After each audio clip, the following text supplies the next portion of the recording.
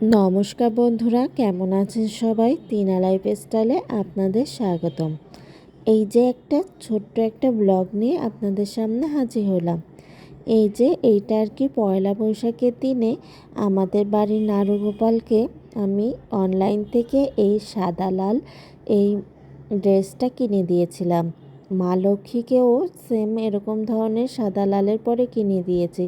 পয়লা বৈশাখে যেহেতু বেশিরভাগ মানুষরাই সাদা লাল পরে, তাই আর কি আমাদের বাড়ির নারুগোপাল আর লক্ষ্মীকেও সেম ড্রেসের কিনে দিয়েছি। তাই আমি সেদিন সাজাচ্ছিলাম, তাই আর কি আপনাদের সাথে শেয়ার করলাম।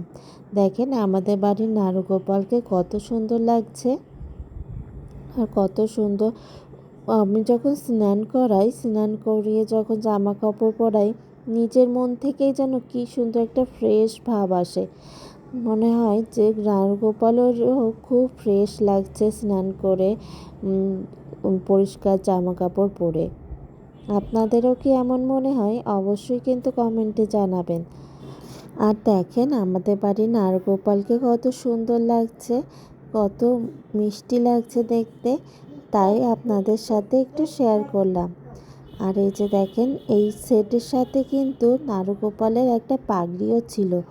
মুকুট আছে তো তাই ভাবলাম পাগড়িটার উপরেই মুকুটটা পরিয়ে দিই, তাহলে বেশ ভালো লাগবে। দেখেন কত সুন্দর লাগছে আমাদের নারগোপালকে, একদম পয়লা বৈশাখের সাদা লাল ড্রেসের সাজে একদম সেজে উঠেছে। আর এই যে আমি সবসময় আর কি রজনীগন্ধা লাল গোলাপ দিয়ে মালা বানাই সব ঠাকুরদের জন্য, সেইটাই আর কি সব ঠাকুরদের পরিয়ে দিই। আর দেখেন কত সুন্দর লাগছে নারগোপালকে। আর আপনাদের কাছে কেমন লাগছে আমাদের বাড়ির নারগোপালকে অবশ্যই কমেন্টে জানাবেন। ভালো থাকেন, সুস্থ থাকেন, টিনা লাইফস্টাইলের সাথেই থাকেন। ধন্যবাদ। অনেক সুন্দর সুন্দর কমেন্ট দেখতে চাই কিন্তু।